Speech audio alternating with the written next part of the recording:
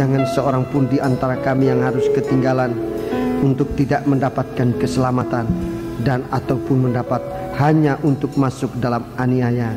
Tapi lindungi dan peliharakanlah kami dalam doa, dalam penyembahan kami. Engkau masukkan kami dalam suatu proses keobahan menjadi satu kehidupan yang seperti di Kau Tuhan. Terima kasih. Saat ini kami akan gunakan untuk mendengarkan firman-Mu. Bapa, kami mohon, kami berdoa, biarlah uluran kasih sayang-Mu berlaku dalam kami Tuhan. Memberikan kami pertolongan untuk kami dapat memusatkan hati dan pikiran kami saat mendengar firman-Mu. Dan kuasa-kuasa kegelapan, roh jahat yang selalu mau menggoda, mengganggu kami, Tuhan, bersatu hati kami panggil nama Engkau buat usir dia. Di dalam nama Tuhan Yesus Kristus, segala roh jahat, segala setan, kami perintahkan kamu semua dalam nama Yesus, pergi. Darah Yesus yang berkuasa. Terima kasih Bapa, haleluya. Segala puji hormat dipersembahkan hanya bagi Dikau ya Tuhan, di dalam nama Tuhan Yesus Kristus, haleluya, amin.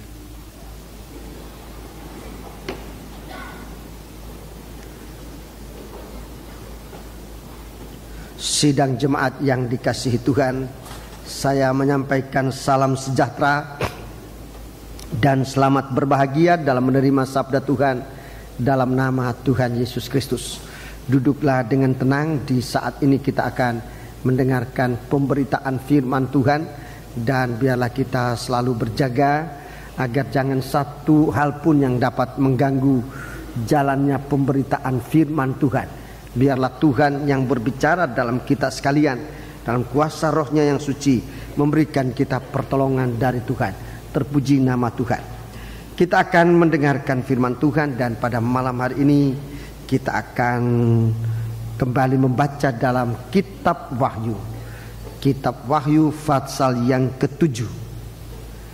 Kitab Wahyu pasal yang ke-7 ini dalam pengajaran tabernakel berada dalam tanda buli-buli emas yang berisi mana.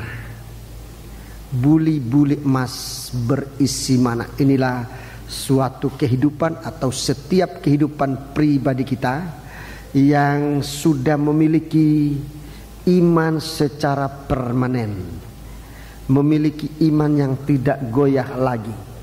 Iman itu sudah menjadi teguh di dalam kita, dan ini yang sangat kita butuhkan di saat-saat hari kedatangan ini.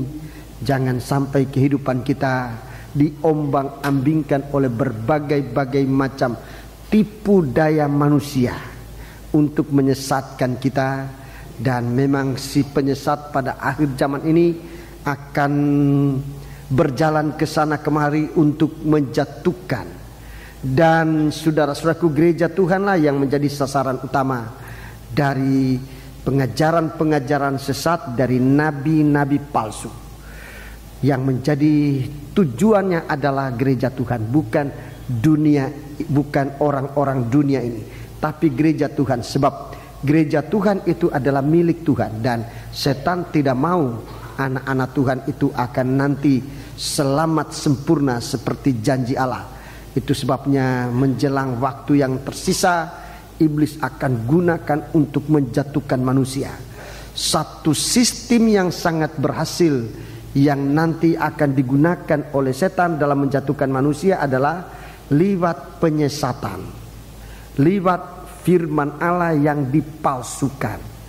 Kalau dia menggunakan sistem menyebarkan dosa, iblis sudah mulai tidak gunakan itu. Sebab di akhir zaman anak-anak Tuhan dalam gereja Tuhan diajarkan begitu kuat tentang firman Allah, sehingga begitu sulit bagi setan untuk menjatuhkan anak-anak Tuhan lewat dosa-dosa yang sering dilakukan, seumpama zina, seumpama mencuri, dusta. Anak-anak Tuhan sudah tahu itu dosa, dan mereka akan sangat, anak-anak Tuhan di saat itu atau kita semua akan sangat waspada terhadap dosa-dosa semacam itu. Dosa persundalan, dosa mencuri dan sebagainya. Memang akan ada kejatuhan-kejatuhan di situ, tetapi pada umumnya anak-anak Tuhan waspada dalam hal itu. tapi dalam roh yang satu ini, roh dusta. Sebab roh jahat yang ada di dunia ini dia akan keluar menjadi roh-roh dusta. Dia yang berhasil nanti akan menjatuhkan manusia. Dan anak-anak Tuhan, saudara-saudaraku, kalau tidak mendalam dalam pengajaran firman, dia akan pasti tersesat. Dalam dalam Efesus pasal 4 itu jelas dikatakan manusia ini akan menipu, akan menyesatkan manusia dengan kepalsuannya. Itu sebabnya saudara-saudaraku, mari kita membaca firman tidak hanya untuk mengetahui, tapi sampai kita mengerti betul, saudara-saudaraku, dan kita tidak gampang diombang-ambingkan. Tuhan mau supaya setiap pribadi nanti akan benar-benar bagaikan buli-buli yang berisi mana yang tidak akan binasa. Itu berarti kehidupan kita juga sudah diubah oleh Tuhan dari tanah liat menjadi suatu kehidupan yang ilahi. Mari kita membaca sekarang secara keseluruhan lebih dahulu. Kitab Wahyu pasal 7 ini ada dua bagiannya. Ada dua bagian. Mari kita baca bagian yang pertama, ayat 1 sampai dengan ayat yang ke-8. Ini bicara tentang bangsa Israel. Ayat 1 sampai dengan ayat yang ke-8. Ini tentang bangsa Israel. Mari kita baca. Kemudian daripada itu, aku melihat empat malaikat berdiri pada keempat penjuru bumi, dan mereka menahan keempat angin bumi, supaya jangan ada angin bertiup di darat, atau di laut, atau di pohon-pohon. Ya, atau di pohon-pohon. Terus? Dan aku melihat seorang malaikat lain muncul dari tempat matahari terbit. Ya, terus? Ia membawa meterai Allah yang hidup, dan ia berseru dengan suara nyaring kepada keempat malaikat yang ditugaskan untuk merusakkan bumi dan laut, katanya, janganlah merusakkan bumi atau laut atau pohon-pohon sebelum kami memeteraikan hamba-hamba Allah kami pada dai mereka. Iya, jadi ini lebih dahulu meterai Allah ini akan diberikan kepada umat Allah, kepada dahi mereka. Sesudah ini nanti akan ada meterai yang lain. Itu meterai dari antikris juga akan diletakkan pada dahi. Dan salah satu yang menghambat meterai dari antikris nanti akan dilekatkan adalah jika dalam kehidupan kita sudah ada meterai Allah.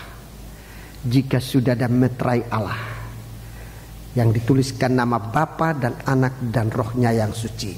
Salah satu kesempatan menerima meterai Allah adalah dalam baptisan air, dalam penyerahan anak, dalam baptisan air, dalam kepenuhan Roh Kudus, dalam saat kita percaya. Itu semua kita mendapat saat-saat menerima meterai Allah. Waktu kita percaya, meterai Allah itu kita terima. Waktu kita bertobat, waktu kita dibaptiskan, waktu kita dipenuhkan dengan Roh Kudus, itu meterai Allah. Sebab semua itu terjadi di dalam nama Allah Bapa, Sang Putra dan Roh Kudus, Tuhan Yesus Kristus. Kita menjadi percaya dalam Dia. Terus, dan aku mendengar jumlah mereka yang dimeteraikan itu 144.000 yang telah dimeteraikan dari semua suku keturunan Israel. Ya, saya langsung aja menyebutkan dulu ayat 4 ini. 144.000 ini, saudaraku, merupakan inti dari mempelai wanita. Inti dari mempelai wanita. Jadi bukan hanya 144.000, tapi ini inti dari mempelai wanita. Masih banyak yang lain-lain. Nanti kita akan baca dalam ayat-ayat berikutnya. Tapi inti, saudara-saudaraku, itu ada 144.000 dan semua adalah keturunan Israel. Baca terus. Dari suku Yehuda 12.000 yang dimeteraikan, dari suku Ruben 12.000, dari suku Gad 12.000, dari suku Aser 12.000, dari suku Naftali 12.000, dari suku Manase 12.000, dari suku Simeon 12.000, dari suku Lewi 12.000, dari suku Isakar 12.000, dari suku Sebulon 12.000, dari suku Yusuf 12.000, dari suku Benyamin 12.000. Ya, jadi inilah saudaraku yang merupakan inti dari mempelai wanita itu.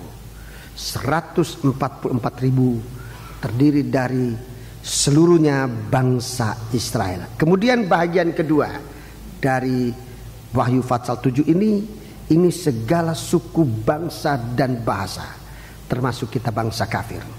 Ini kelengkapan tubuh Kristus. Ini kelengkapan tubuh Kristus. Ayat 9 sampai dengan ayat 17, ini bagian yang kedua. Kemudian daripada itu aku melihat sesungguhnya suatu kumpulan besar orang banyak yang tidak dapat terhitung banyaknya, dari segala bangsa dan suku dan kaum dan bahasa, berdiri di hadapan tahta dan di hadapan Anak Domba, memakai jubah putih dan memegang daun-daun palem di tangan mereka. Dan dengan suara nyaring mereka berseru, keselamatan bagi Allah kami yang duduk di atas tahta dan bagi Anak Domba. Ya, terus. Dan semua malaikat berdiri mengelilingi tahta, dan tua-tua dan keempat makhluk itu, mereka tersungkur di hadapan tahta itu dan menyembah Allah sambil berkata, Ya. Amin, puji-pujian dan kemuliaan dan hikmat dan syukur dan hormat dan kekuasaan dan kekuatan bagi Allah kita sampai selama-lamanya. Ya, Amin. Kita nanti akan baca, akan periksa setiap perkataan ini mengandung kuasa Allah. Ya. Terus. Dan seorang dari antara tua-tua itu berkata kepadaku, siapakah mereka yang memakai jubah putih itu? Iya. Dan dari manakah mereka datang? Iya. Maka kataku kepadanya, Tuanku, Tuhan mengetahuinya. Lalu ia berkata kepadaku, mereka ini adalah orang-orang yang keluar dari kesusahan yang besar. Iya, mereka ini keluar dari kesusahan yang besar. Dan mereka telah mencuci jubah mereka dan membuatnya putih di dalam darah Anak Domba. Iya, jadi putihnya ini karena dibasuh. Putihnya pakaian ini karena dibasuh dengan darah Anak Domba. Terus? Karena itu mereka berdiri di hadapan tahta Allah dan melayani Dia siang malam di bait sucinya. Dan Ia yang duduk di atas tahta itu akan membentangkan kemahnya di atas mereka. Terus? Mereka tidak akan menderita lapar dan dahaga lagi. Iya. Dan matahari atau panas terik tidak akan menimpa mereka lagi. Sebab Anak Domba yang di tengah-tengah tahta itu akan mengembalakan mereka dan akan menuntun mereka ke mata air kehidupan. Dan Allah akan menghapus segala air mata dari mata mereka. Iya, akan menghapus segala air mata dari mata mereka. Ini bahagian yang kedua. Jadi bahagian yang kedua ini justru segala bangsa ada di situ. Jadi bukan hanya orang Israel, tapi justru segala bangsa, segala suku, segala bahasa. Ini suatu kelengkapan dari tubuh Kristus, dan semuanya mengalami suatu pengalaman indah sebab tanpa derita lagi, tanpa kesakitan, tanpa air mata. Sebab segala sesuatu sudah ditanggung oleh Tuhan di atas kayu salib. Sebabnya mari kita mau perhatikan sekarang bagaimana kita bisa masuk dalam kelompok-kelompok ini. Masuk dalam menjadi buli-buli emas, menjadi suatu kehidupan yang tidak lagi terdiri dari tubuh nafsani ini, tubuh alamiah yang terdiri dari tanah, saudara-saudaraku, tetapi sudah diubah oleh Tuhan menjadi satu kehidupan yang juga kekal, suatu kehidupan dari emas, suatu kehidupan yang memiliki tubuh seperti tubuh yang dimiliki oleh Tuhan kita Yesus Kristus. Waktu Ia mati, Ia bangkit, dan tubuhnya, saudara-saudaraku, sudah menjadi tubuh yang tubuh yang rohani, yang tidak akan mati lagi. Puji Tuhan. Mari kita akan memeriksa bahagian ini lebih dahulu. Kita akan memeriksa bahagian yang pertama. Ya, kita memeriksa bagian pertama ayat 1 sampai dengan ayat yang ke-8. Ayat 1 sampai dengan ayat yang ke-8. Mari ayat 1 saya akan baca buat saudara-saudara.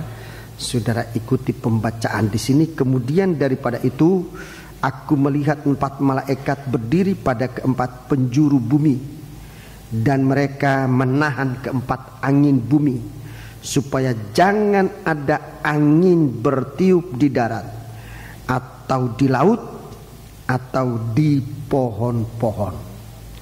Jadi satu saat tidak ada gerakan lagi di bumi ini. Angin ini yang tidak pernah berhenti, tidak pernah angin berhenti.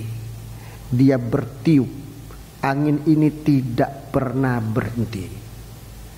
Ada 2 perkara, saudaraku, yang menggambarkan kegiatan rohani yang dipercayakan oleh Tuhan kepada anak-anaknya, itulah umat manusia.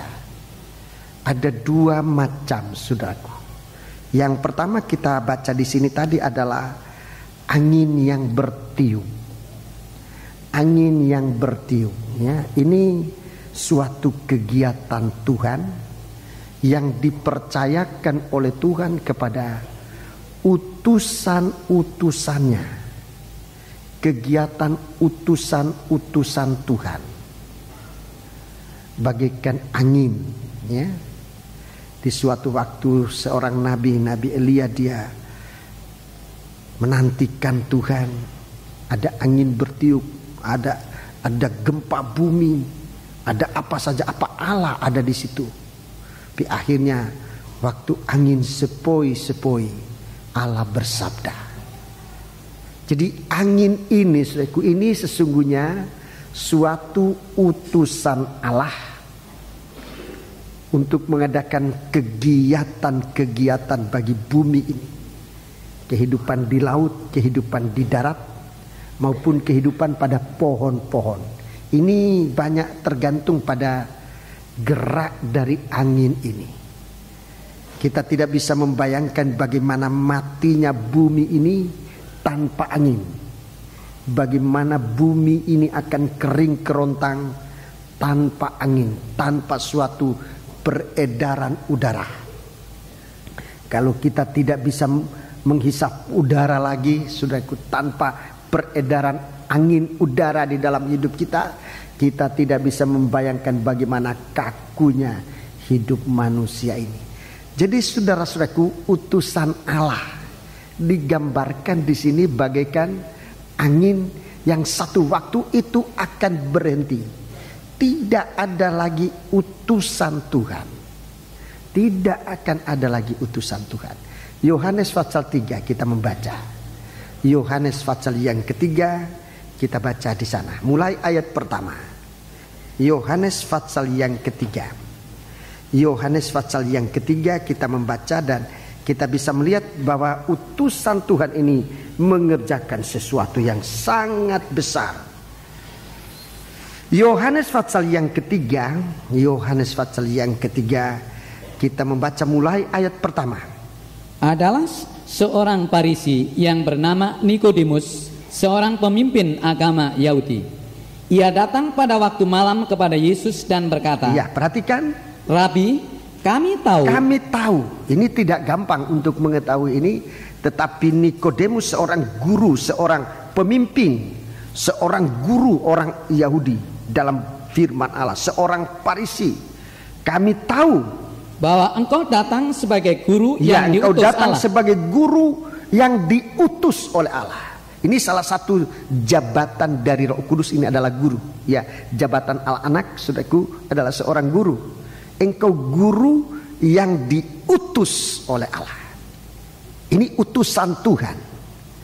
Setiap jabatan yang ditempati oleh hamba-hamba Allah, oleh anak-anak Tuhan di dalam pembentukan tubuh Kristus, itu merupakan utusan Tuhan di tengah-tengah umat manusia, khususnya di tengah-tengah sidang jemaat. Seorang hamba Tuhan, seorang gembala adalah juga utusan Tuhan. Bahkan di dalam kitab Wahyu Itu utusan bagaikan malaikat yang diutus Tuhan untuk sidang jemaat. Gembala adalah malaikat sidang jemaat. Penginjil-penginjil adalah utusan Tuhan. Utusan Tuhan. Di dalam bahasa aslinya penginjil ini memang terkandung istilah utusan. Evangelis itu utusan. Sama dengan malaikat-malaikat. Utusan-utusan. Misionaris, orang-orang yang diutus. Jadi saudara-saudaraku, utusan-utusan Tuhan ini di sini saudara-saudaraku orang Israel tahu lebih dahulu, dalam hal ini diwakili oleh Nikodemus. Engkau utusan Allah. Terus, sebab tidak ada seorang pun yang dapat mengadakan tanda-tanda yang engkau adakan itu jika Allah tidak menyertainya. Jadi utusan Allah ini disertai dengan tanda-tanda. Waktu Tuhan mengutus murid-muridnya juga disertai dengan tanda-tanda. Dalam kesempatan hari Minggu saya sudah bicara banyak tentang seperti aku diutus, kata Tuhan. Seperti aku diutus oleh Bapa, begitu juga aku mengutus kamu. Lalu ia meniup mereka. Mereka ditiupkan bagikan angin. Mereka, alam menghembus mereka. Dan Tuhan mengutus murid-murid ini. Itu dalam Yohanes pasal 20. Saudara bisa membaca, rekan-rekan hamba Tuhan, saudara membaca waktu Yesus sudah bangkit. Dalam Yohanes pasal yang ke-20, murid-murid itu bersembunyi seakan tidak mau diutus. Bersembunyi ini tidak mau diutus. Begitu banyak kali kita anak-anak Tuhan ini yang sudah diselamatkan, bahkan sudah diberkati oleh Tuhan. Sesudah diberkati oleh Tuhan, sesudah diselamatkan, kita cenderung untuk tidak mau diutus oleh Tuhan. Dalam keadaan begitu, manusia akan bagaikan angin yang tidak bertiup. Mereka menyembunyikan diri, saudaraku, sehingga mereka rugi. Sebab mereka tidak ada hubungan keluar. Orang luar juga tidak bisa menghubungi mereka. Mereka menyembunyikan diri dalam ruangan yang tertutup. Ini bagaikan angin yang tidak bertiup, saudara-saudara. Tapi Tuhan melepaskan mereka dan Tuhan mengutus mereka. Dan dimanapun mereka pergi, terjadi suatu gerakan bagaikan angin yang bertiup. Kemanapun dia pergi, pasti ada gerakan yang akan terjadi. Itu utusan Tuhan. Itu satu kenyataan utusan Tuhan. Bagaikan utusan yang diutus, bagaikan angin yang ditiup, dia akan mengadakan suatu gerakan. Kalau ia bertiup di laut, terjadi suatu gerakan. Kalau bertiup di pohon-pohon, terjadi suatu gerakan. Dia bertiup di bumi ini, akan terjadi suatu gerakan. Itu utusan-utusan Tuhan. Mari kita mau perhatikan kehidupan kita masing-masing. Apa, di mana kita diutus Tuhan? Apakah dengan berkat yang kita terima, kita diutus oleh Tuhan di dalam rumah tangga kita, dalam nikah kita, sehingga suami kita bisa melihat sesuatu di dalam kita, sehingga istri kita bisa melihat sesuatu gerakan Allah dalam kehidupan kita. Apakah dalam keluarga kita melihat satu gerakan Allah dalam kita yang bisa menggerakkan mereka untuk juga mengalami suatu kebahagiaan. Ayat 3, Yesus menjawab. Yesus menjawab katanya, aku berkata kepadamu, sesungguhnya jika seorang tidak dilahirkan kembali, ia tidak dapat melihat kerajaan Allah. Terus kata Nikodemus kepadanya. Bagaimanakah mungkin seorang dilahirkan kalau ia sudah tua? Bagaimana orang dilahirkan kalau ia sudah tua? Dapatkah ia masuk kembali ke dalam rahim ibunya dan dilahirkan lagi? Terus jawab Yesus, aku berkata kepadamu, sesungguhnya jika seorang tidak dilahirkan dari air dan roh, ia tidak dapat masuk ke dalam kerajaan Allah. 6. Apa yang dilahirkan dari daging? Adalah daging. Dan apa yang dilahirkan dari roh adalah roh. Terus janganlah engkau heran karena aku berkata kepadamu, kamu harus dilahirkan kembali. Angin bertiup. Perhatikan ayat 8. Angin bertiup kemana ia mau. Dan engkau mendengar bunyinya. Ada bunyinya. Tetapi engkau tidak tahu dari mana ia datang atau kemana ia pergi. Tekankan.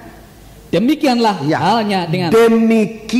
halnya dengan tiap-tiap orang yang lahir dari roh. Iya, demikianlah halnya dengan orang-orang yang dilahirkan dari roh. Ini sulit dia membuat rencana sendiri. Orang yang dilahirkan dari roh, orang utusan Tuhan ini sulit untuk mempunyai rencana sendiri.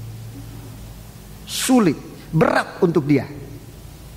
Terlalu berat untuk dia. Sebab sewaktu Tuhan menggerakkan, sewaktu Tuhan memerintahkan dia, dia bagikan angin yang tidak bisa bertahan-tahan, tapi langsung sebagai angin yang ditiup oleh Tuhan. Sulit untuk dia mempunyai rencana dari dirinya sendiri.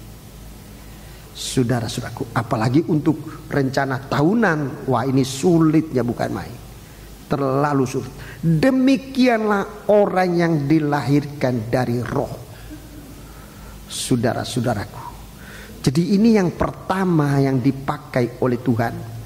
Anak-anak Tuhan yang ditiup oleh Tuhan bagaikan angin yang bertiup untuk membawa kesegaran kemanapun ia berada. Puji Tuhan, mari kita perhatikan ini anak-anak Tuhan, utusan-utusan Tuhan untuk membawa berkat, untuk membawa suatu kegerakan. Tapi suatu waktu, saudaraku, gerakan ini akan berhenti. Gerakan ini akan berhenti. Tidak ada lagi pekerjaan dari angin ini. Angin ini akan di stop untuk tidak bertiup. Sudah lihat sekarang bagaimana hamba-hamba Tuhan gigihnya mengabarkan Injil ke seluruh muka bumi. Bagaikan angin yang bertiup kemanapun juga. Tapi di antara saudara-saudaraku, angin-angin ini sudah perhatikan, ada juga utusan-utusan palsu dalam Efesus pasal 4. Mari kita baca dalam Efesus pasal 4. Mereka ini saudara-saudaraku adalah manusia yang mau menenggelamkan anak-anak Tuhan. Jadi ada bukan utusan Allah dalam Efesus pasal 4. Mari kita baca Efesus pasal 4. Dalam Efesus pasal yang keempat, di sana kita baca, mereka ini datang bukan dengan kebenaran, tapi dengan tipu daya. Mari. Ayat yang ke-13 dan 14. Sampai kita semua telah mencapai kesatuan iman. Ya, sampai kita semua mencapai kesatuan iman dan pengetahuan yang benar tentang anak Allah. Ya.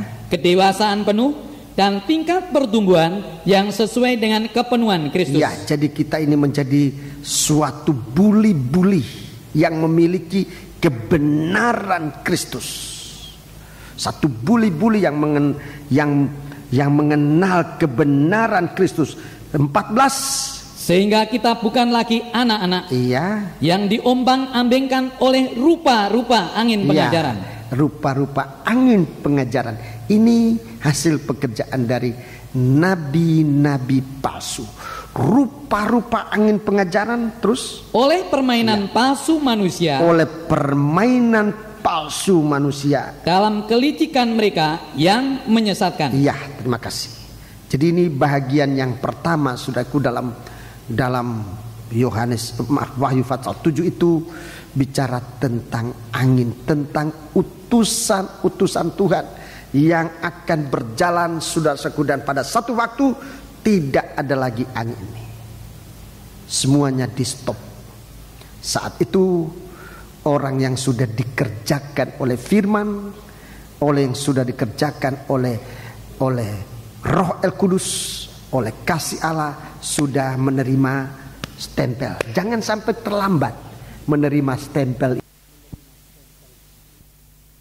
Saat kesempatan kita menerima stempel dari Allah, saat masih saudara bisa melihat, menerima, mendengar hamba-hamba Tuhan, masih ada bunyinya angin, hamba Tuhan ini harus bisa menghampakkan diri, bukan sesuatu. Saudara-saudaraku, jangan menganggap diri sebagai sesuatu yang ada, tapi kita harus menghampakkan diri bagaikan angin. Saudaraku, bagaikan angin, kita menghampakkan diri, tidak merasa sebagai sesuatu yang ada. Apalagi kalau Tuhan mau mengisi kita dengan berita yang harus dikerjakan, yang harus disampaikan. Saudara-saudaraku, kita biar menghampakkan diri seperti angin. Jangan heran, jangan kecil hati kalau kita disepelekan. Ini saya tidak tahu istilah ini benar atau tidak. Kalau kita disepelekan, orang acu tak acu akan kita, oh saya ini kan pendeta besar, saya lihat di situ orang tidak selamat pagi, tidak selamat sore, lalu sakit hati. Enggak usah, memang angin begitu dibutuhkan, tapi siapa yang dapat mengatur angin itu, ya? Jadi kita memang harus menghampakkan diri, jangan kecil hati kalau kita tidak dihiraukan. Saudara-saudaraku, sebab memang kalau angin itu utusan Tuhan, kalau angin itu digerakkan, dia kemanapun. Saudaraku, kita lihat angin yang diutus Tuhan, utusan pertama yang merupakan disebutkan angin utusan dari surga itu. Injil Matius pasal 1. Kita lihat pekerjaannya apa. Pekerjaannya apa? Apa yang ia kerjakan kalau ia diutus oleh Tuhan? Bagaikan angin yang justru merupakan angin yang pertama yang datang dari surga. Injil Matius pasal yang ke-1. Injil Matius pasal yang pertama, ayat yang ke-20 dan 21. Tetapi ketika ia mempertimbangkan maksud itu, malaikat Tuhan nampak kepadanya dalam mimpi dan berkata, ya. Yusuf anak Daud, janganlah engkau takut mengambil Maria sebagai istrimu, sebab anak yang di dalam kandungannya adalah dari Roh Kudus. Dari Roh Kudus. Ia akan melahirkan anak laki-laki, dan engkau akan menamakan dia Yesus. Yesus. Karena dialah yang akan menyelamatkan umatnya dari dosa mereka. Terus? Hal itu terjadi supaya genaplah yang difirmankan Tuhan oleh Nabi. Sesungguhnya anak darah itu akan mengandung dan melahirkan seorang anak laki-laki, dan mereka akan menamakan dia Immanuel, yang berarti Allah menyertai kita. Ya, Allah menyertai kita. Ini Yesus sebagai utusan Allah. Dia Roh Kudus yang dikandung. Utusan Allah. Kita ini juga utusan Tuhan. Bagaikan angin yang bertiup, kemana ia pergi, itu bagaimana Tuhan yang mengaturnya. Ini anginnya yang pertama disebutkan. Dia lahir dari Roh Kudus. Yesus Kristus datang untuk menyelamatkan umatnya dari dosa mereka. Jadi utusan-utusan Tuhan ini singkatnya mengerjakan pekerjaan penyelamatan. Mengerjakan pekerjaan penyelamatan. Kita harus dilahirkan dari Allah. Di dalam bagian pertama kitab Wahyu tadi, saudaraku, bagian pertama kitab Wahyu tadi, Wahyu pasal 7, kita lihat Wahyu pertama, Wahyu pasal 7 bagian pertama, ini bicara tentang kelahiran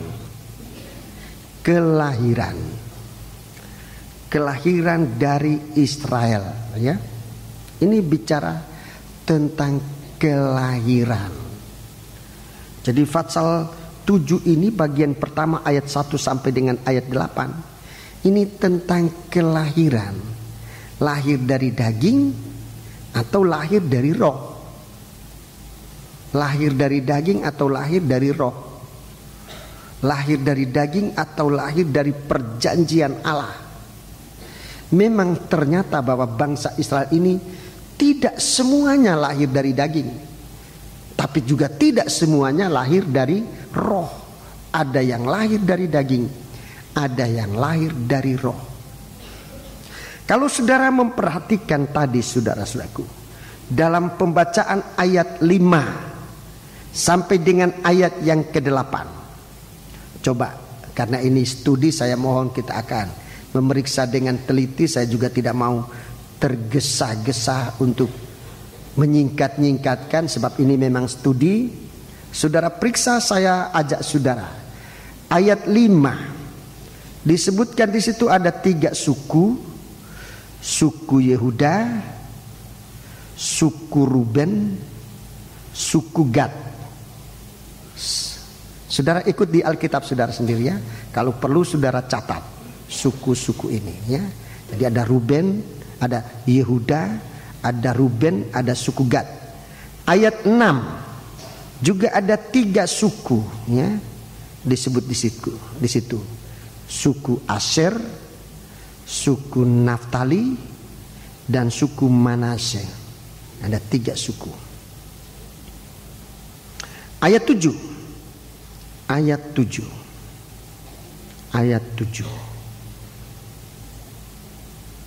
Juga ada 3 suku di situ. Suku Simeon, suku Lewi, suku Isakar. Ada 3 suku di situ ya. Kemudian ayat 8 juga masih ada 3 suku. Jadi dalam 4 ayat ini kita menemukan tiap ayat ada 3 suku. Ayat 8, suku Sebulon, suku Yusuf, suku Benyamin. Ada 3 suku. Seluruhnya ada 12 suku. Ada 12 suku ya.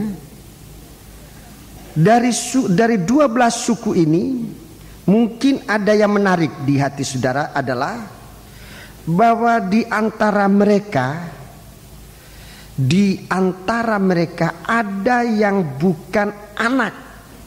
Ada yang bukan anak dari Yakub, tetapi dimasukkan menjadi suku dari Israel. Ada anak yang bukan dari Yakub, tetapi disebut suku Israel. Harusnya harus anaknya Yakub. Saudara menemukan namanya siapa yang bukan anak Yakub? Manase dalam ayat yang ke-6. Dia bukan anaknya Yakub, dia cucunya Yakub. Anak dari Yusuf yang lahir di negeri Mesir, di bangsa kafir. Ini Manase. Dia tidak dilahirkan oleh Yusuf, oleh Yakub, tapi oleh Yusuf. Tapi di sini saudaraku, dalam memeteraikan bangsa Israel ini, memeteraikan akhir dari pengakuan tentang siapa anak Israel itu, maka Manase disebutkan. Jadi ini yang pertama yang mungkin menarik hati kita, bahwa ada yang bukan anak, tetapi kemudian disebut dia anak dari Yakub, menjadi orang Israel. Mari kita lihat di dalam kitab Kejadian. Kitab Kejadian, kita melihat di sana dalam kitab Kejadian, suku ini disebut nanti menjadi anak Yakub karena apa? Mari kitab Kejadian kita akan periksa ini saudaraku, supaya berdasarkan Alkitab kita menyebutkan.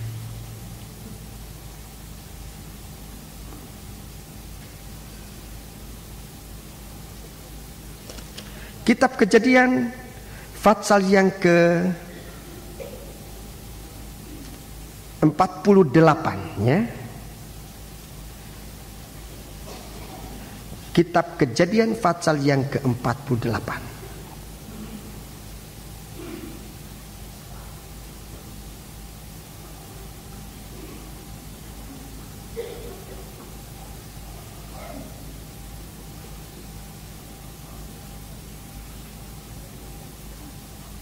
Ayat yang kelima.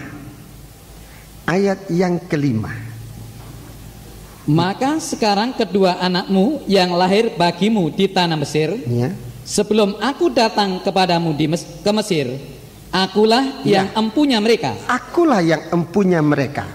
Akulah yang akan empunya Efraim dan Manase, Ya. sama seperti Ruben dan Simeon. Iya. Jadi di sini terjadi suatu pengangkatan, suatu pengakuan, suatu pengangkatan. Sesungguhnya Efraim dan Manase ini itu anaknya Yusuf.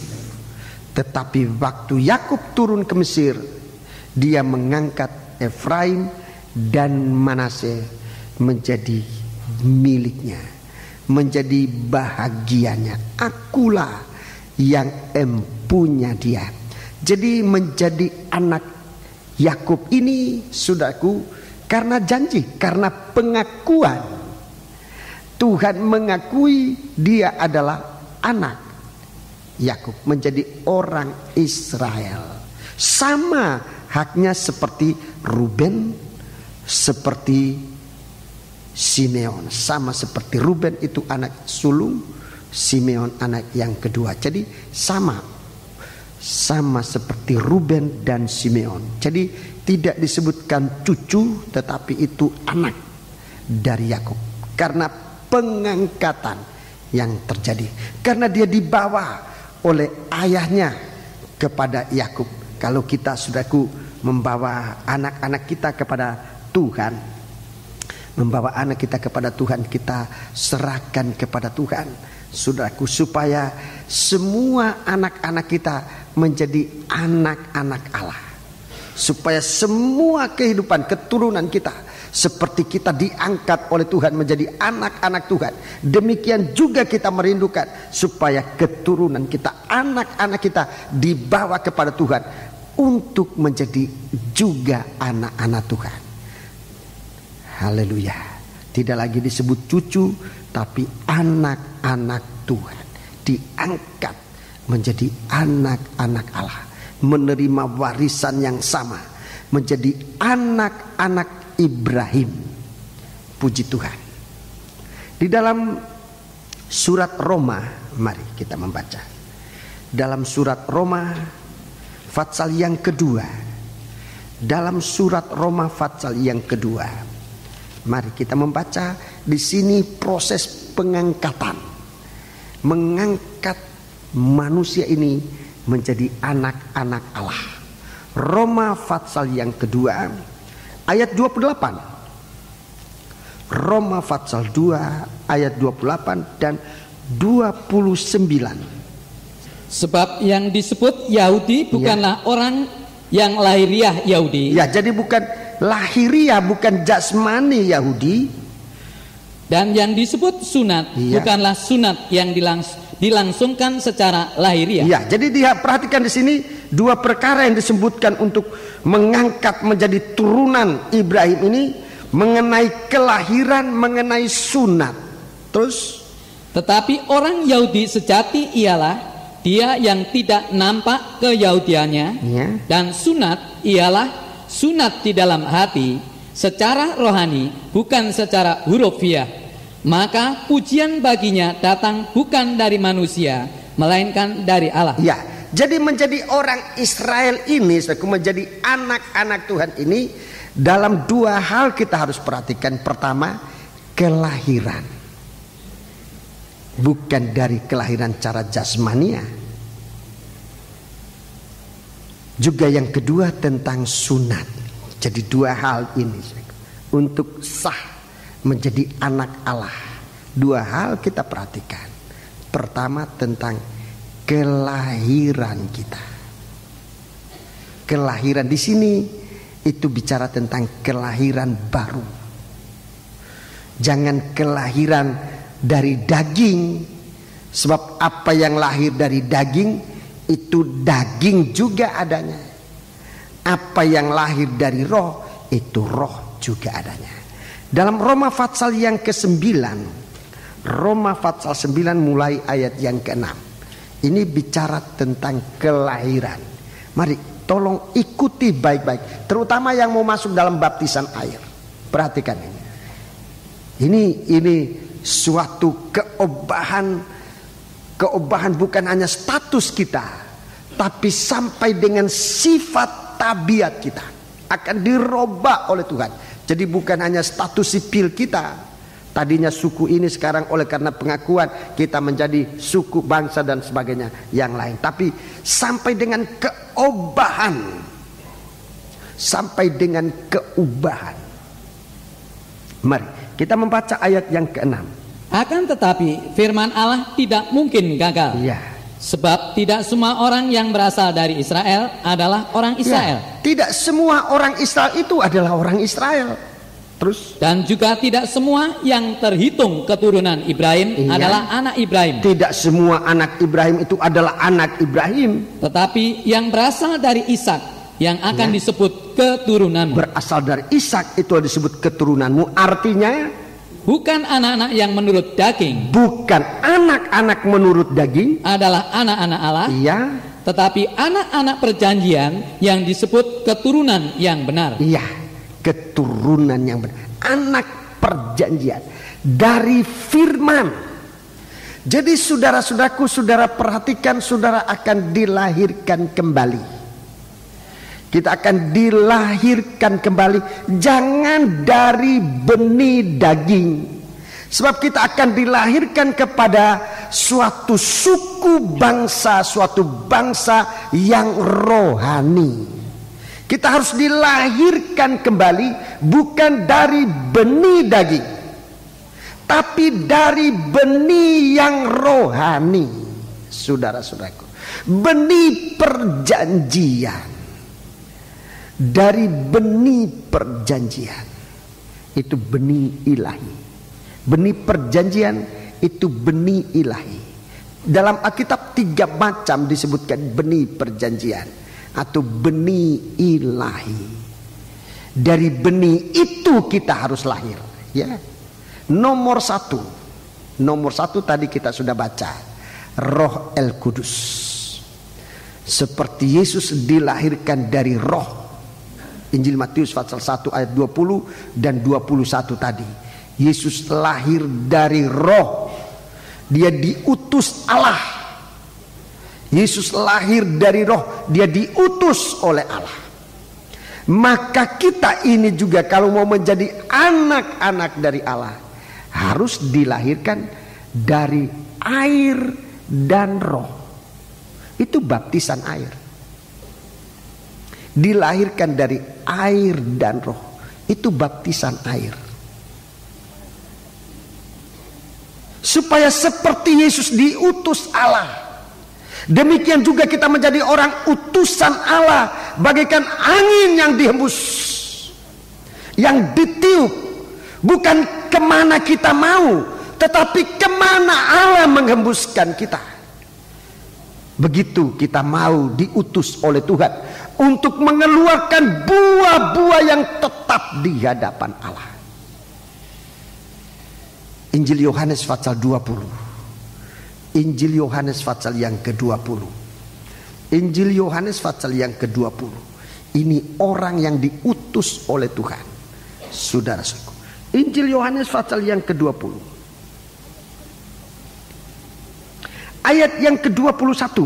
Saudara baca ayat 19 sampai 23, tapi kita baca mulai ayat 21. Maka kata Yesus sekali lagi, damai sejahtera bagi kamu, sama seperti Bapa mengutus aku. Terus? Demikian juga sekarang aku mengutus kamu. Yesus diutus oleh Allah ke dalam dunia ini. Dia mengerjakan banyak tanda-tanda. Itu pengakuan dari Nikodemus sebagai guru orang Yahudi. Dia sendiri tidak mengetahui bagaimana itu terjadi. Saudara saya. Dan dia katakan, kalau engkau tidak diutus dari surga, tidak mungkin engkau mengerjakan semua ini. Seperti Bapa sudah mengutus aku, demikian juga sekarang aku mengutus kamu. 22. Dan sesudah berkata demikian, ia mengembusi mereka dan berkata, terimalah Roh Kudus. Ia mengembusi mereka. Ditiupin, diembus, bagaikan angin berhembus. Dia mengembusi mereka dan berkata, terimalah Roh Kudus. Terus, jikalau kamu mengampuni dosa orang, dosanya diampuni. Dan jikalau kamu menyatakan dosa orang tetap ada, dosanya tetap ada. Ya, memang utusan Tuhan ini demikian. Sebab itu mari kita hamba-hamba Tuhan jangan gampang-gampang ngutukin orang. Jangan gampang-gampang karena marah, karena sakit hati kita mengucapkan kata-kata yang tidak terkontrol. Di sini kita memang diberi oleh Tuhan kewenangan untuk siapa yang kamu lepaskan dosanya, ya terlepas dosanya. Siapa yang kamu mengampuni dosanya, ia juga akan diampun. Tapi siapa yang jikalau kamu menyatakan dosa orang tetap ada, dosanya itu tetap ada. Tapi kita seperti Allah, seperti Yesus diutus untuk mengampuni dosa umatnya, bukan untuk mengutuki. Rekan-rekan hamba Tuhan, perhatikan dalam kita menyampaikan firman, terutama supaya jangan emosi kita begitu kuat dan kita mulai dalam khotbah kita ngutuki sidang jemaat. Kasihan. Sebab kita memang diberi oleh Tuhan kewenangan. Tapi kalau kita mencontoh teladan Kristus, utusan pertama, utusan yang datang ke dalam bumi untuk menyelamatkan umatnya dari dosanya. Biarlah kita hamba-hamba Tuhan ini membawa berkat untuk dosa-dosa orang dilepaskan, bukan untuk dosanya itu dipermanenkan. Bukan begitu maksud utusan Allah kepada anaknya yang tunggal. Bukan juga begitu sebenarnya maksud Tuhan kepada kita. Tapi biarlah kita mengampuni orang-orang yang berdosa. Satu waktu nanti kita diangkat oleh Tuhan menjadi hakim bersama Dia untuk menghakimi umat-umat yang tidak percaya kepada Dia. Jadi kita perhatikan di sini bahwa kita ini utusan Tuhan. Kita dilahirkan dari benih ilahi. Roh yang pertama, yang kedua, seperti Yesus dilahirkan dari firman. Injil Yohanes pasal 1 ayat 1 dan 14. Yesus dilahirkan dari firman. Firman menjadi manusia. Demikian juga kita harus menjadi lahir baru, ya. Menjadi lahir baru, dilahirkan dari firman Allah yang kekal. Dilahirkan dari firman Allah yang kekal. 1 Petrus pasal 1 ayat 23 sampai 25. Tolong dibaca. 1 Petrus pasal 1 ayat 23 sampai dengan ayat yang ke-25. Baca. Karena kamu telah dilahirkan kembali. Ya, kamu dilahirkan kembali. Bukan dari benih yang fana. Ya, bukan dari benih yang fana. Tetapi dari benih yang tidak fana. Dari benih yang tidak fana. Oleh firman Allah. Yaitu firman Allah. Yang hidup. Ya. Dan yang kekal. Yang hidup dan yang kekal. Terus. Sebab semua yang hidup adalah seperti rumput. Seperti rumput. Dan segala kemuliaannya seperti bunga rumput. Ya. Rumput menjadi kering dan bunga gugur. Ya. Tetapi firman Tuhan tetap untuk selama-lamanya. Inilah firman yang disampaikan Injil kepada kamu. Ya, inilah firman yang disampaikan Injil kepada kamu. Jadi kita ini diutus oleh Tuhan. Pertama perhatikan, sebagai kelahiran dari Roh Kudus, kita memberitakan berita keselamatan. Sekarang kita dilahirkan dari firman Allah untuk memberitakan berita dari surga kepada umat manusia. Bagaimana kita memberitakan firman Allah ini? Di dalam Injil Yohanes pasal 1 kita melihat bagaimana seorang utusan Tuhan berlaku sebagai orang utusan Tuhan di tengah-tengah dunia ini. Ayat yang ke-12, Injil Yohanes pasal 1 ayat 12. Tetapi semua orang yang menerimanya diberinya kuasa supaya menjadi anak-anak Allah, ya. Yaitu mereka yang percaya dalam namanya. Terus orang-orang yang diperanakkan bukan dari darah atau dari jadi daging. Bukan dari darah dan daging. Bukan pula secara jasmani oleh keinginan seorang laki-laki, melainkan dari Allah. Ya, melainkan dari Allah. Jadi jangan kita berlaku menurut daging ini. Di dalam hal kita diutus oleh Tuhan. memberitakan berita keselamatan. Perhatikan, kita dilahirkan dari firman, bukan dari manusia, bukan dari darah daging. Kalau darah daging ini kita difitnah, kita ngamuk, kita dihantam, kita balas. Itu kelahiran daging, saudaraku. Itu kelahiran cara daging. Tapi kalau kita dilahirkan dari firman, seperti Yesus dilahirkan dari firman, tidak menurut kemauan manusia, tapi menurut kemauan Allah. Kita lahir menjadi manusia ini telah ditetapkan oleh Tuhan untuk menjadi utusan Tuhan. Biar tabiat ilahi itu, saudaraku, yang kita bisa gunakan, tidak seperti suatu kelahiran yang gampang binasa, tapi satu Tuhan. Para siswa-siswi itu sebabnya saudara tidak diizinkan untuk berkelahi. Di dalam tapisan surat Timotius dikatakan seorang hamba Tuhan tidak boleh berkelahi, tidak patut berkelahi. Sebab kita harus memiliki bukan tabiat daging. Berkelahi itu tabiat daging. Kita harus memiliki tabiat Allah yang mengutus kita untuk tidak gampang berkelahi. Seorang berkelahi, seorang hamba Tuhan tidak patut berkelahi.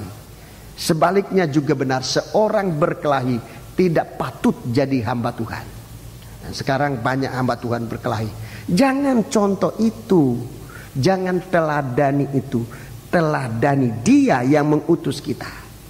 Saudara-saudaraku, kita dilahirkan dalam suatu keobahan tabiat seperti yang disebutkan tadi dalam 1 Petrus pasal 1 ayat 24. Tidak seperti rumput itu yang tidak tahan uji, kena percobaan layu.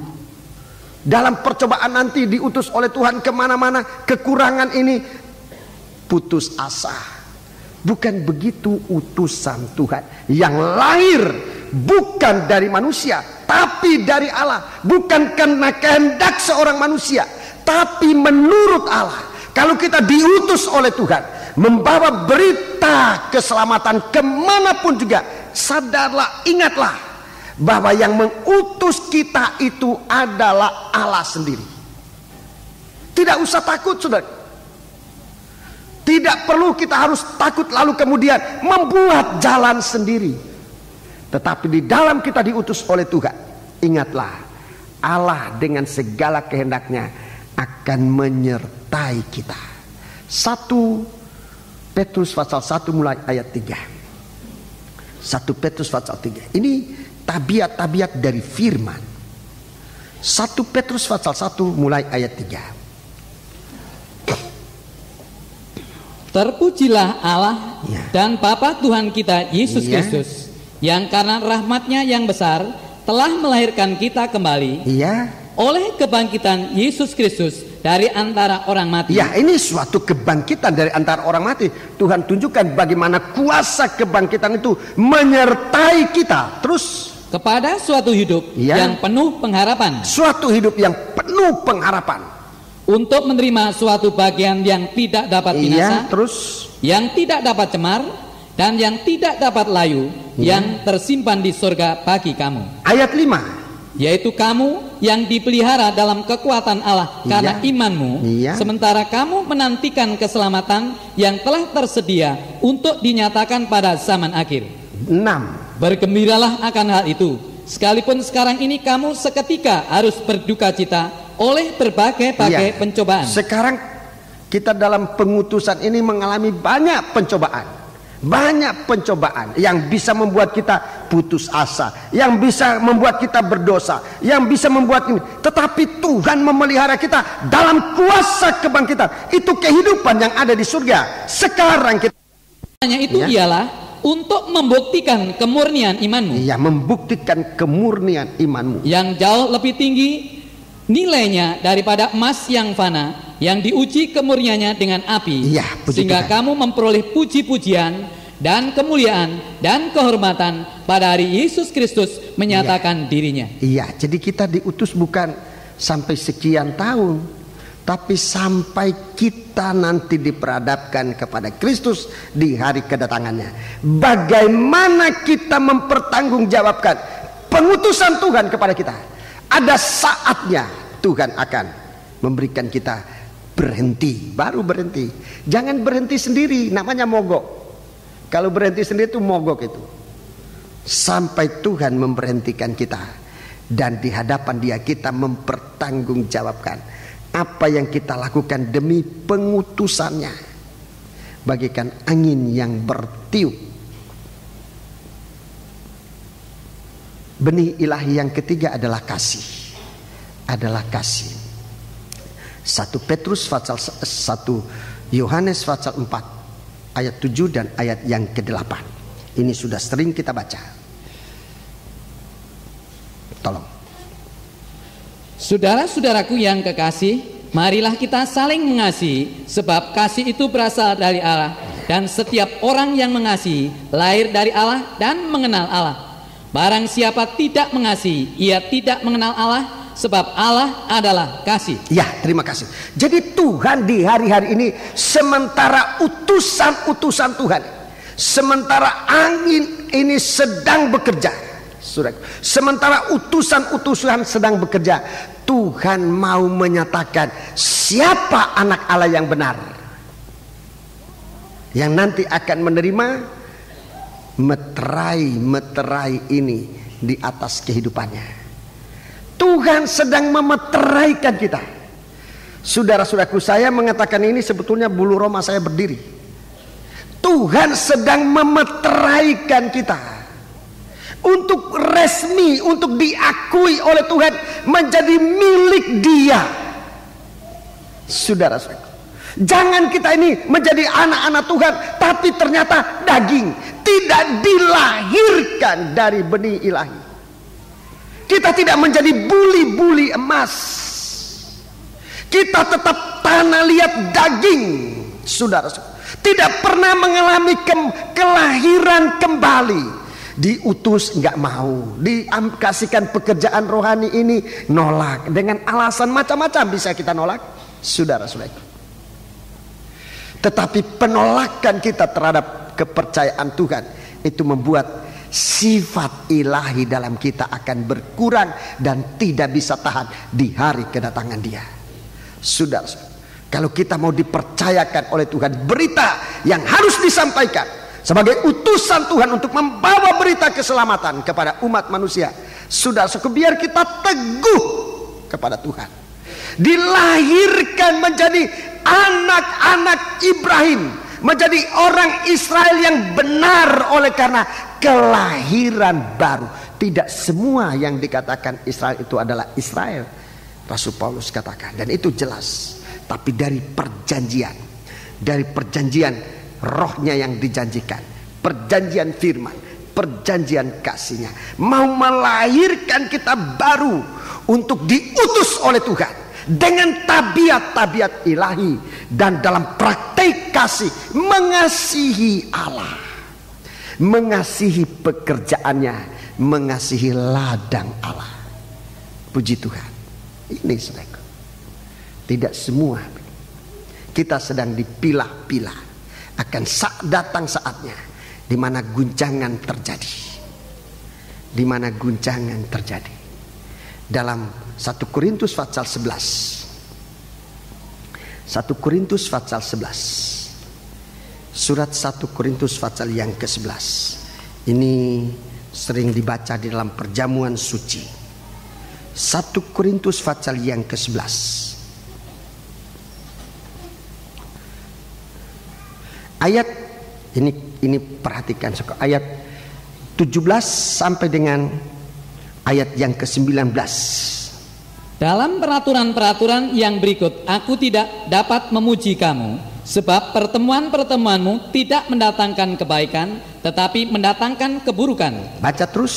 Sebab pertama aku mendengar bahwa apabila kamu berkumpul sebagai jemaat, ya, ada perpecahan di antara kamu. Berkumpul berjemaah, berkumpul bersama-sama, ibadah bersama, ini sebagai jemaat, kumpul ibadah bersama, ada perpecahan di antara kamu, terus dan hal itu sedikit banyak aku percaya. Sedikit banyak aku percaya. Terus sebab di antara kamu harus ada perpecahan.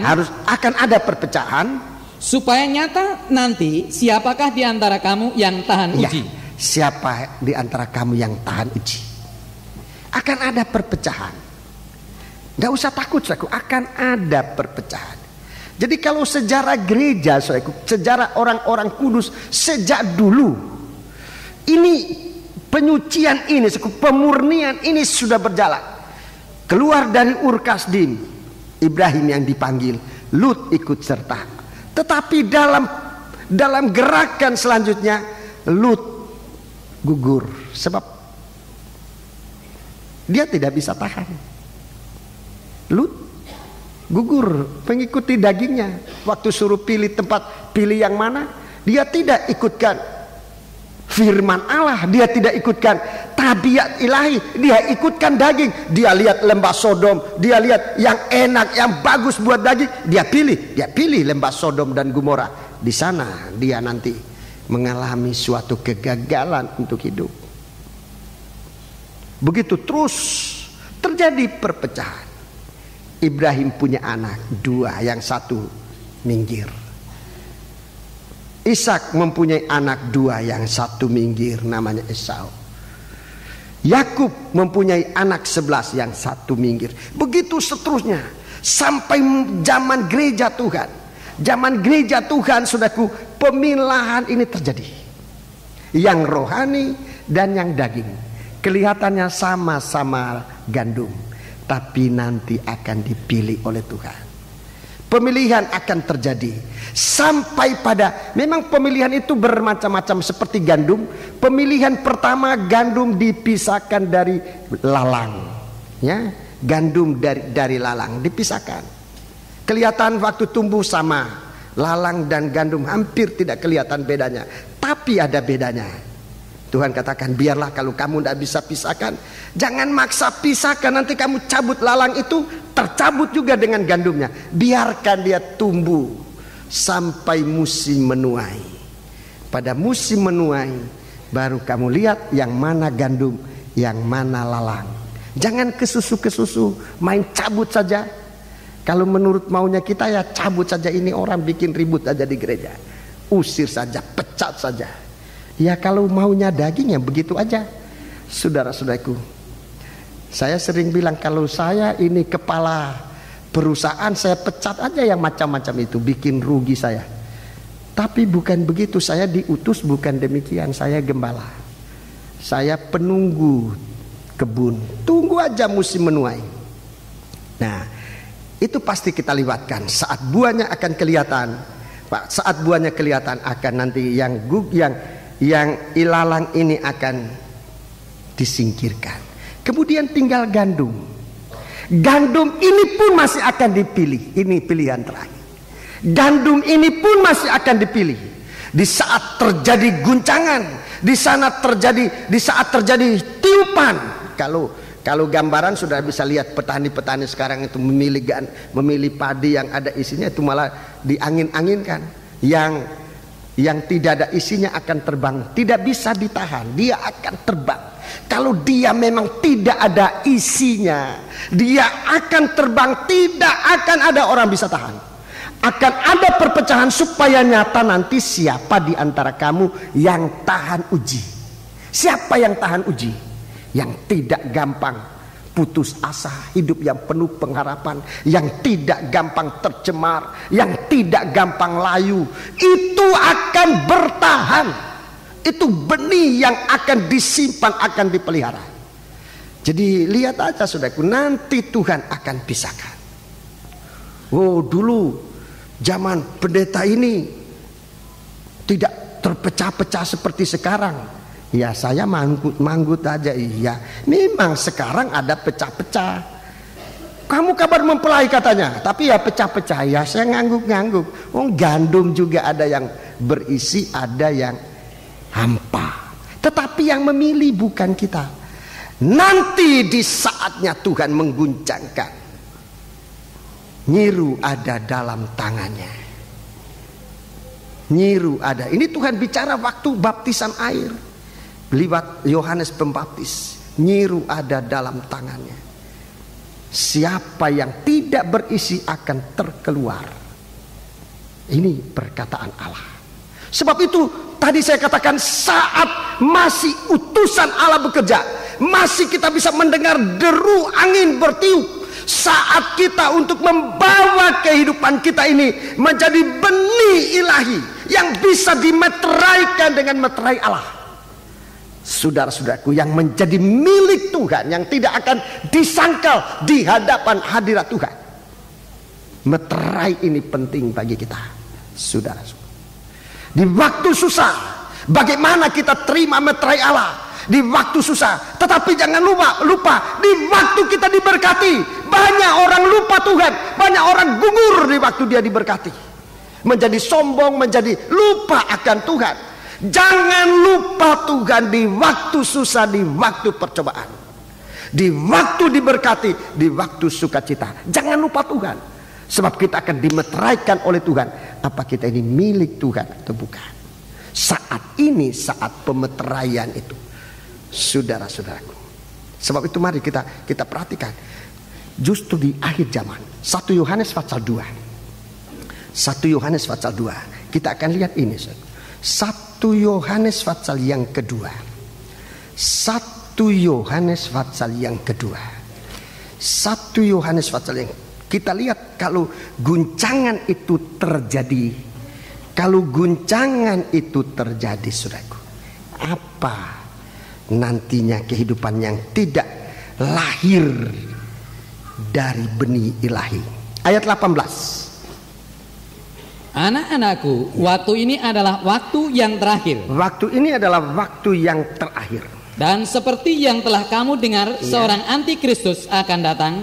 Sekarang telah bangkit banyak antikristus. Sekarang telah bangkit banyak antikristus. Itulah tandanya bahwa waktu ini benar-benar adalah waktu yang terakhir. Memang mereka, ayat 19. Memang mereka berasal dari antara kita. Memang mereka berasal dari antara kita. Tetapi mereka tidak sungguh-sungguh termasuk pada kita. Ya, mereka tidak termasuk pada kita. Sebab jika mereka sungguh-sungguh termasuk pada kita, niscaya mereka tetap bersama-sama dengan kita. Tetapi hal itu terjadi supaya menjadi nyata bahwa tidak semua mereka sungguh-sungguh termasuk pada kita. Ya, terima kasih. Dalam terjemahan lama saya lebih mendapat pengertian. Di sini juga ada, tapi dalam terjemahan lama ayat 19, saya baca ayat 19. Ayat 19 berkata demikian.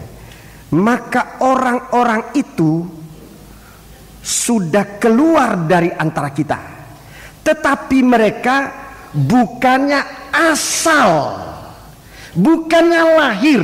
Ini perkataan asal itu terkandung bukan dari benih yang ada pada kita, bukan asal daripada kita. Karena jikalau mereka dari kita, asalnya sama benihnya dengan kita, saudaraku, tak dapat tiada bertekunlah mereka beserta dengan kita. Tetapi mereka itu sudah keluar pergi, supaya nyata bahwa orang-orang itu bukan semuanya daripada kita, asalnya, benihnya. Jadi ini orang tidak dilahirkan baru. Orang tidak dilahirkan baru. Di sini bukan menjadi mangsa antikris, dengar baik-baik. Bukan menjadi mangsa, tetapi menjadi antikris. Dia itu yang jadi antikris dan nabi palsu. Dia itu nanti yang bikin susah saudara, bikin susah gereja. Ya, orang-orang ini, orang-orang yang tidak lahir baru, itu yang bikin susah pekerjaan Tuhan. Sebab dia melakukan pekerjaan antikris. Dia tidak satu jenis, dia tidak satu benih, dia tidak satu asal dengan kita. Saudara-saudaraku, itu sebabnya baptisan air itu penting sekali, saudaraku. Sangat penting, sebab dia mau membasuh hati nurani kita, menggantikan hati kita, bukan hati daging, tapi hati yang rohani. Bukan hati batu, tapi hati yang lembut. Dia mau gantikan hati kita. Ini baptisan air. dimulai oleh Tuhan untuk membaharui hati nurani kita. Kita mau diubah oleh Tuhan menjadi sejenis seperti Dia. Haleluya. Jadi menjadi anak Ibrahim ini karena kita dilahirkan dari perjanjian. Tidak semua yang lahir dari Israel adalah orang Israel. Ini yang pertama tadi. Tidak semua sunat itu sunat yang benar. Jadi itu yang pertama. Jadi saya sudah bicara tentang kelahiran ini. Tentang kelahiran.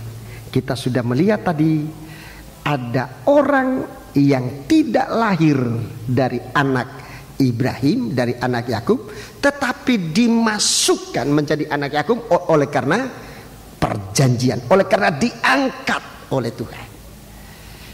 Sebab itu perhatikan kita, kesempatan kita dalam baptisan air itu, kita diangkat oleh Tuhan menjadi anak Israel. Itu dalam baptisan air. Kita dilahirkan baru. Dan dalam kelahiran baru ini juga saudaraku disertai dengan hak untuk memiliki warisan. Kalau kita dilahirkan seperti Dia, saudara-saudaraku, kita juga akan menerima warisan. Dan warisan itu lewat penyunatan. Kita lihat lebih dahulu dalam kitab Kejadian. Jadi untuk meresmikan bahwa kita ini anak Ibrahim, lewat kelahiran, lewat penebusan, dan lewat ada kitab Kejadian, ada penyunatan. Kitab Kejadian pasal yang ke-14. Kitab Kejadian pasal yang ke-14. Kitab Kejadian pasal yang ke-14.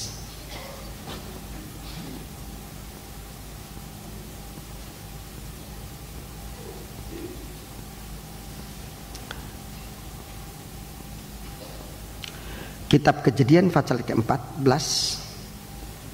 Kita membaca lebih dahulu ayat yang ke-18. Ayat yang ke-18 kita baca lebih dahulu ini, ya. Melkisedek Raja Salem membawa roti dan anggur. Ya. Ia seorang imam Allah yang maha tinggi. Ya, terus Lalu ia memberkati Abram, katanya, diberkatilah kiranya Abram oleh Allah yang maha tinggi, pencipta langit dan bumi. ya, terus Dan terpujilah Allah yang maha tinggi, yang telah menyerahkan musuhmu ke tanganmu. Lalu Abram memberikan kepadanya 1/10 dari semuanya. ya, ini janji Tuhan. Sekarang ayat yang pasal yang ke-17. Pasal yang ke-17. Ayat 9. Mulai ayat 9. Ini janji, ini janji, ya.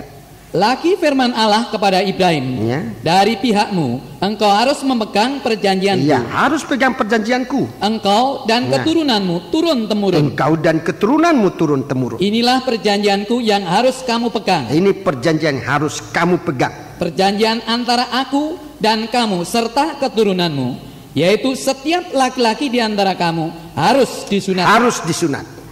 Jadi siapa yang disunat ini terus? Haruslah dikerat kulit katanmu, dan itulah akan menjadi tanda perjanjian antara aku dan kamu. Terus Anak yang berumur 8 hari haruslah disunat, yakni setiap laki-laki di antara kamu turun temurun, baik yang lahir di rumahmu maupun yang dibeli dengan uang dari salah seorang asing, tetapi tidak termasuk keturunanmu. ya, saya pernah mendengar ungkapan seorang dokter, tapi saya ngecek masih belum ada kesepakatan. Umur 8 hari ini hanya 1 hari, ya. Kurang dari 8 tidak ini, lebih dari 8 hari. 8 hari itu saat dimana anak-anak itu mempunyai kekebalan tinggi. Umur 8 hari. Di luka itu cepat sembuh di hari yang ke-8. Lebih dari itu tidak lagi, kurang dari itu tidak. Tapi saya belum mendapatkan bagaimana penyelidikan dokter. Ada yang setuju, ada yang masih belum. Mungkin belum mereka Tapi ada yang sudah menyelidiki, di umur 8 hari itu seorang anak mempunyai kekebalan yang tinggi sekali. Umur 8 hari. Di situ Tuhan katakan sunat. Jadi tidak mungkin infeksi. Tidak mungkin infeksi. Umur 8 hari. Tapi saya belum menemukan kesepakatan penuh para dokter-dokter yang saya sempat jumpa. Mungkin mereka belum periksa sejauh mana, saudaraku. Tetapi ada yang mengakui demikian. Dan di sini umur 8 hari haruslah disunat. Setiap anak laki-laki di antara kamu, ini yang lahir dari kamu, baik yang lahir di rumahmu, perhatikan nomor 1, yang kedua maupun yang dibeli dari salah seorang asing. Jadi ini bukan lahir, tapi ditebus, diakui, diangkat. Ini menjadi keturunan ini saya. Dibeli, sekarang kita dibeli oleh Tuhan dengan darahnya. Kelahiran kita bukan dari benih Ibrahim, tapi kita dibeli dengan darah, menjadi sedarah dengan dia, menjadi satu daging dengan dia, menjadi setabiat bersama dengan dia. Tetapi ya, ayat 13. Ayat 13. Orang yang lahir di rumahmu dan orang yang engkau beli dengan uang harus disunat. Ya. Maka dalam dagingmu lah perjanjianku itu menjadi perjanjian yang kekal. Jadi dalam Ibrahim ini janji Allah itu menjadi kekal. 14. Dan orang yang tidak disunat. Iya, orang tidak disunat, yakni laki-laki yang tidak dikerat kulit katanya, maka orang itu harus dilenyapkan dari antara orang-orang sebangsanya. Ia telah mengingkari perjanjianku. Iya, ia telah mengingkari perjanjian. Mari, saudaraku, di dalam surat Roma tadi Rasul Paulus katakan sunat yang hilang. Kita kembali ke dalam surat Roma supaya kita bisa melihat sunat yang mana sekarang ini, saudaraku, yang Tuhan mau kita lakukan. Surat Roma. Fatsal yang kedua. Surat Roma fatsal yang kedua. Ayat yang ke-29. Tetapi orang Yahudi sejati ialah dia yang tidak nampak keyahudiannya. Terus? Dan sunat ialah sunat di dalam hati. Dan sunat ialah sunat di dalam hati. Secara rohani. Secara rohani. Bukan secara hurufiah. Bukan secara hurufiah. Maka pujian baginya datang bukan dari manusia, melainkan dari Allah. Iya, jadi supaya jangan kita besok rame-rame antre mau disunat. Bukan itu, saudaraku. Saya mesti pesan dokter banyak-banyak, kita sekian ribu ini. Bukan sunat itu, saudaraku. Sunat secara rohani. Sunat secara rohani. Bukan harafiah, tetapi sunat dalam hati. Bagaimana ini sunat dalam hati? Di mana kita mulai praktekkan sunat dalam hati itu? Itu mungkin menjadi pertanyaan saudara. Dengarkan. Kolose fatsal yang kedua. Surat Kolose fatsal yang kedua. Surat Kolose fatsal yang kedua. Surat Kolose fatsal yang kedua. Kita baca mulai ayat 8. Baca perlahan-lahan tapi dengan teliti, ya. Sebab ini sangat penting kita ketahui. Hati-hatilah supaya jangan ada orang yang menawan kamu dengan filsafatnya yang kosong dan palsu menurut ajaran turun-temurun dari roh-roh dunia, tetapi tidak menurut Kristus. Ayat 9. Sebab dalam dialah berdiam secara jasmania seluruh kepenuhan kealahan. Iya, di dalam dia itu seluruh kealahan. Dia itu roh. Seperti Allah itu roh. Dia itu sabda firman, sebab Allah itu firman. Dia itu kasih, sebab Allah itu. Di dalam dia berdiam seluruh kealahan, ya. Dan kamu telah dipenuhi di dalam dia. Kamu juga dipenuhi. Kamu juga harus seperti dia. Dialah kepala semua pemerintah dan penguasa. Ayat 11, perhatikan. Dalam dia kamu telah disunat. Dalam dia kamu telah disunat. Bukan dengan sunat yang dilakukan oleh manusia, tetapi dengan sunat Kristus yang terdiri dari penanggalan akan tubuh yang berdosa. penanggalan akan daging yang berdosa. Terus, karena dengan dia kamu dikuburkan dalam baptisan. Ini baptisan itu mengkuburkan, ini penggalan-penggalan daging yang berdosa dikuburkan dalam baptisan. Dan di dalam dia kamu turut dibangkitkan juga oleh kepercayaanmu. Kamu dibangkitkan dalam dia oleh kepercayaanmu kepada kerja kuasa Allah yang telah membangkitkan dia dari antara orang mati. Iya. Jadi saudaraku, perhatikan, kita disunatkan tapi sekaligus menguburkan bagian tubuh yang sempat dipenggal, sempat disunat, sempat dipotong dari kita. Apa yang dipotong? Di sini dikatakan penanggalan akan daging yang berdosa. Penanggalan akan daging yang berdosa. Daging yang berdosa, ya. Dalam baptisan air itu daging mana yang ditanggalkan, harus ditanggalkan. Jangan tangannya yang dipotong. Perbuatan tangan berdosa itu harus dipotong.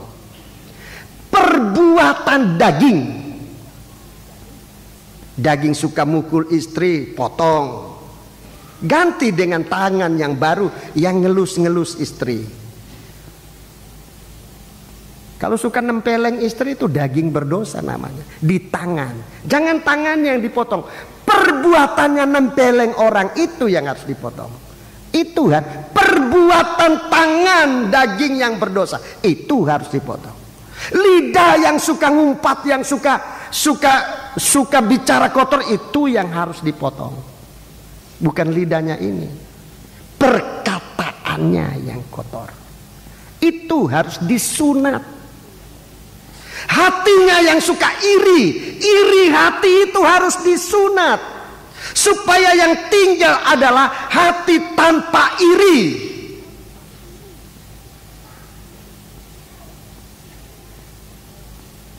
Tabiat yang suka emosi itu daging, itu harus disunat, supaya tinggal kehidupan kita tanpa kehidupan yang suka marah tanpa terkendali. Tabiat-tabiat daging, keinginan-keinginan daging yang berdosa, sudah. Pendirian daging yang tidak, itu yang harus disunat. Bukan anggota tubuh kita ini, tetapi segala sesuatu yang bersifat daging. Seperti tadi dikatakan, emosi, keinginan, ambisi yang banyak kali membuat kita berdosa, itu yang harus disunat, supaya digantikan oleh Tuhan dengan perkara yang baik. Keinginan kita bukan lagi keinginan daging, tapi keinginan yang rohani, diganti oleh Tuhan. Tadi ingin perkara-perkara daging, sekarang diganti, keinginan kita diganti oleh Tuhan dengan keinginan yang baru. Tadi saudaraku, segala sesuatu yang memanaskan hati kita itu diganti, disunat, dikuburkan dalam baptisan air, supaya kita bangkit dalam keadaan manusia yang baru. Inilah anak Allah, dilahirkan dan disunat untuk tidak lagi kelihatan manusia berdosanya, tapi sudah menjadi manusia kepunyaan Allah, manusia milik Allah. Dan Tuhan katakan, siapa yang tidak disunat, dia akan binasa. Itu artinya, kalau kita tidak mau melepaskan tabiat-tabiat daging, kita tidak mau melepaskan keinginan-keinginan daging, kita tidak mau melepaskan perbuatan-perbuatan daging, kita tidak mau melepaskan pendirian dan pandangan daging, itu yang akan membawa manusia kepada dibinasakan dari antara bangsanya. Tapi kalau kita disunat, kita dipisahkan dari segala perkara yang daging ini, kita diakui oleh Tuhan menjadi anaknya, dan kita ditempel oleh Tuhan. Itu sebabnya dalam baptisan air, kalau saudara terima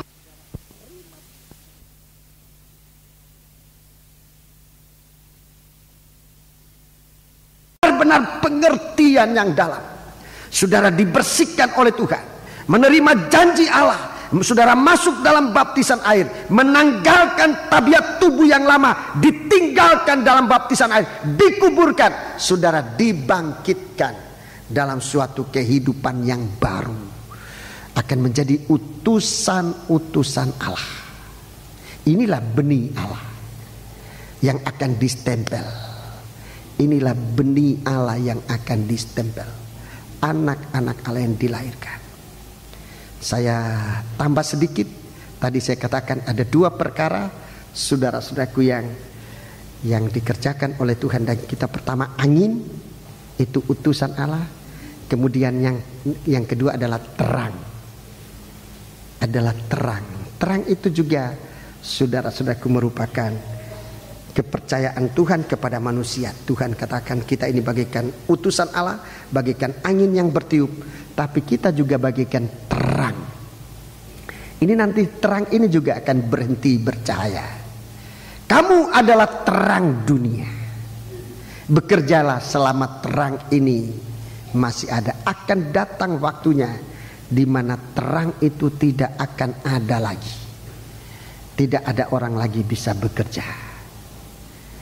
Mari nanti jika Tuhan izinkan akan saya terangkan ini dalam kesempatan berikut.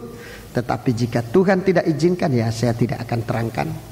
Kita berdoa apa itu dikehendaki oleh Tuhan. Tapi malam ini yang jelas tentang angin, utusan Tuhan untuk membuat kita menjadi suatu kehidupan baru. Tentang terang itu suatu aktivitas, ya, suatu kegiatan kita berasal dari terang Allah yang besar. Jadi seperti Dia adalah terang, kita juga nanti akan menjadi terang. Bekerjalah selama terang ini masih. Dan ini jika dikehendaki Tuhan akan saya terangkan. Jika Tuhan tidak izinkan, saya tidak akan terangkan. Kalau Tuhan tidak berikan penjelasan, saya tidak akan memaksakan diri menjelaskan di luar kehendak Allah. Puji Tuhan. Jadi itulah yang pertama, ya. Puji Tuhan. Jadi utusan-utusan Allah ini bagaikan angin. Dalam surat Ibrani, malaikat-malaikat Allah bagaikan angin yang diutus oleh Tuhan. Dan kita hamba-hamba Tuhan bagaikan nyala api, bagaikan terang. Jadi ada dua macam pengutusan ini. Di dalam surat Ibrani pasal 2, tapi saya tidak jelaskan hari ini. Jika Tuhan izinkan akan saya jelaskan pada kesempatan berikut. Kita bagaikan angin yang diutus oleh Tuhan, membawa berita keselamatan. Tapi lebih dahulu biar kita dilahirkan dan disunat, agar kita menjadi resmi anak Allah, menjadi utusan Tuhan yang diterima oleh Tuhan. Puji Tuhan. Kita bangkit berdiri, pelayan perjamuan suci silakan maju ke depan. Kita lakukan nyanyian tadi, betapa besar kasih-Mu Allahku. Pelayan-pelayan perjamuan suci sebelum tampil ke depan. Betapa besar kasih-Mu Allahku.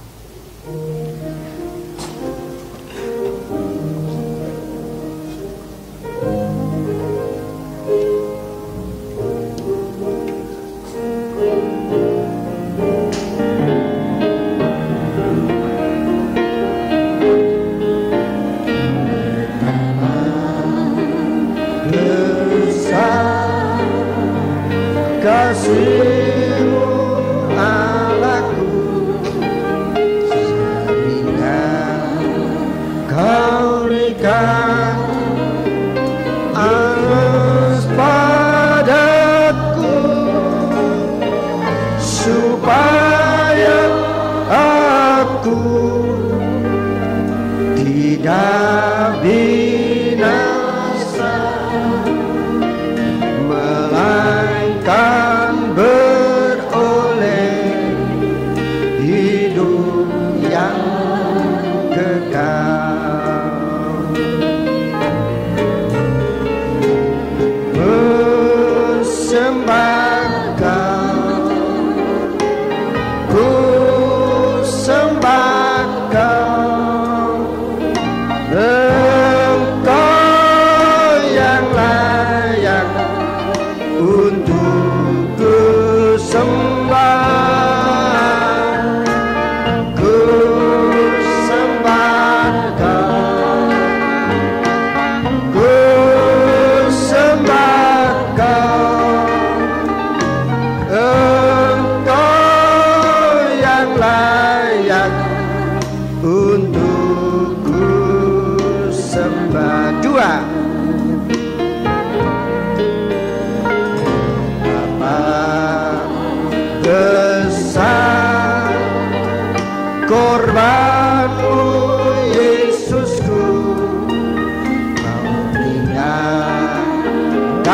surga turun ke dunia, kau cari aku orang berdosa, kau telah selamatkanku dengan darahmu. Ku sembah Kau, ku sembah Kau, Engkau yang layak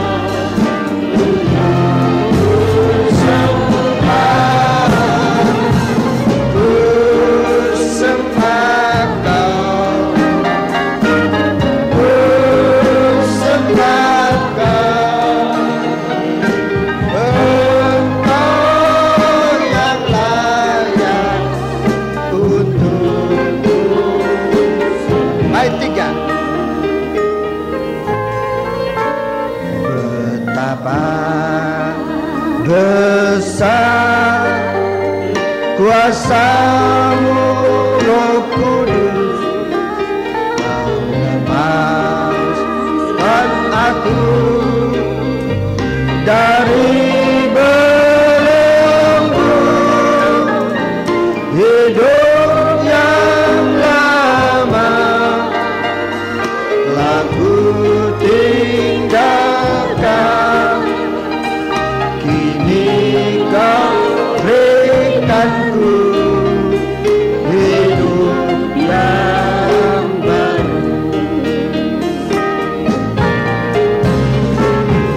Ku sembah Kau, ku sembah Kau, Engkau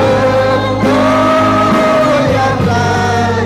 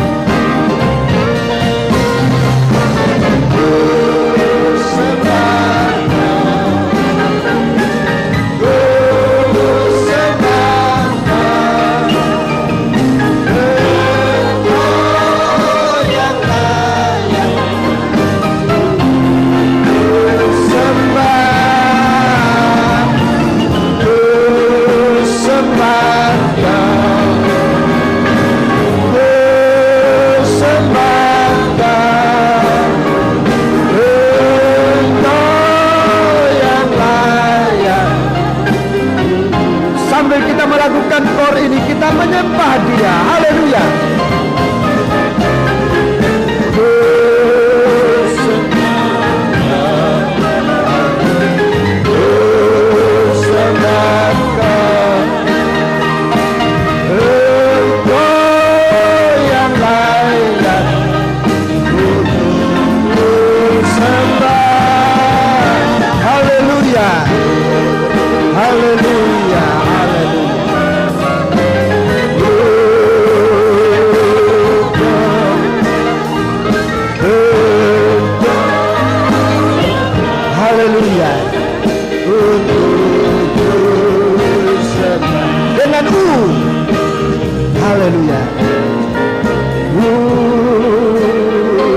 Ada kesempatan menyembah Dia.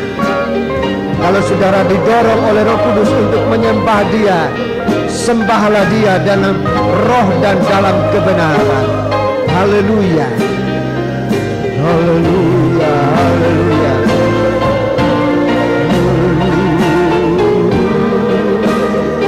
Haleluya. Hallelujah.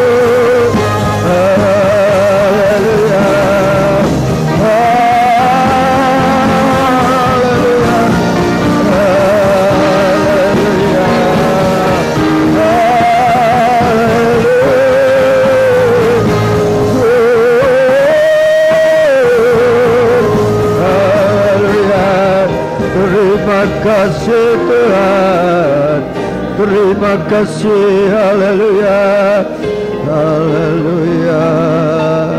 Terima kasih Tuhan, haleluya, haleluya. Kami berbahagia di dalam Engkau Tuhan.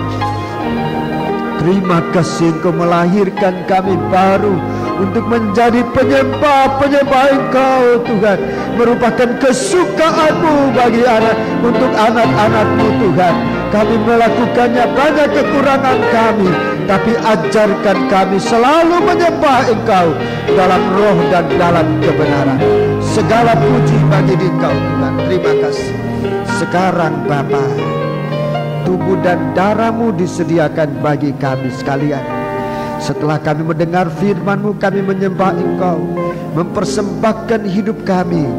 Jadikan kami seperti Engkau lewat proses keobahan yang Engkau kerjakan lewat kematian dan kebangkitan-Mu Tuhan.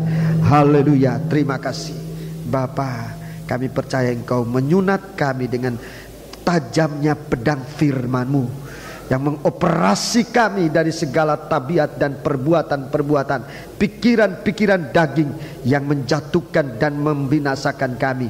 Engkau lahirkan kami menjadi baru dalam Dikau, untuk berpikiran-pikiran rohani, untuk bertabiat-tabiat yang rohani, untuk berperilaku-perilaku yang rohani, seperti Engkau sudah jadi di dalam dunia yang dapat kami alami setiap hari dalam kehidupan kami. Terima kasih Bapa. Sekarang Tuhan, layakkanlah kami menerima berkat dari perjamuan suci ini yang akan dibagi-bagikan bagi kami, yang akan kami terima, kami makan dan kami minum. Biar itu menjadi berkat dalam kami sekalian, di dalam nama Tuhan Yesus Kristus. Haleluya, amin. Kita melakukan nyanyian ini, betapa besar kasih-Mu Allahku.